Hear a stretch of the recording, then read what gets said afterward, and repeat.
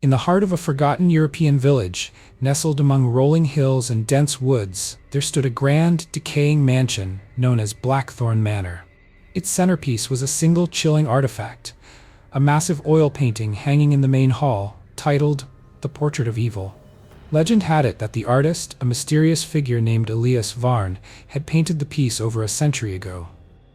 The subject of the portrait was a man no one could recognize, with deep-set, piercing eyes that seemed to follow you wherever you went. Locals whispered that Elias had sold his soul to capture true malevolence on canvas, but no one dared speak aloud of what had happened to the painter, or the strange disappearances of anyone who gazed at his creation for too long. When young art restorer Clara Mitchell inherited the mansion from a distant relative, she had no idea of the painting's sinister reputation. A promising artist herself, Clara was drawn to the intricate details of the work, the lifelike brushstrokes, the haunting color palette, and the unnerving intensity of the figure's eyes.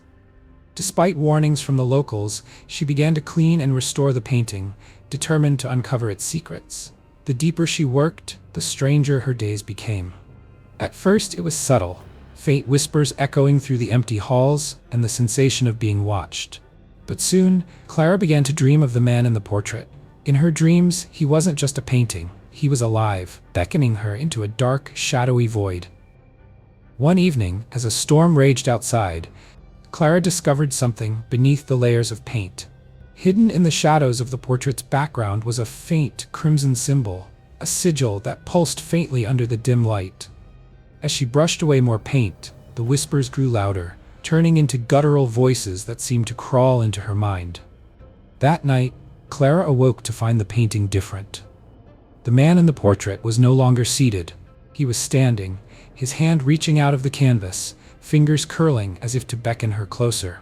The storm outside intensified, lightning illuminating the room in sharp bursts, casting monstrous shadows across the walls. Desperate to understand the painting's power, Clara scoured her late relative's journals and discovered a horrifying truth. Elias Varn had not merely painted the portrait, he had bound a demon within it, using the sigil as a seal. Over the decades, the seal had weakened, and the demon had begun to stir, feeding on the fear of anyone who gazed upon it. Clara realized that the demon intended to escape, and its chosen vessel was her. Each night she could feel her willpower slipping as the whispers turned to commands. "Release me," they said, over and over again. In a desperate attempt to destroy the painting, Clara set it ablaze in the mansion's grand fireplace.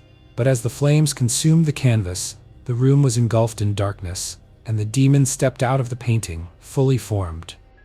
The last thing Clara saw was the demon's hollow grin before the darkness consumed her.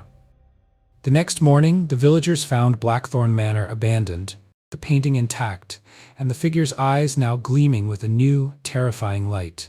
The portrait remains in the manor, waiting for its next victim, its next soul to claim. And the whispers? They say Elias Varn's masterpiece was never meant to hang in the mortal world. It was a gateway, a doorway to an evil that could never truly be sealed.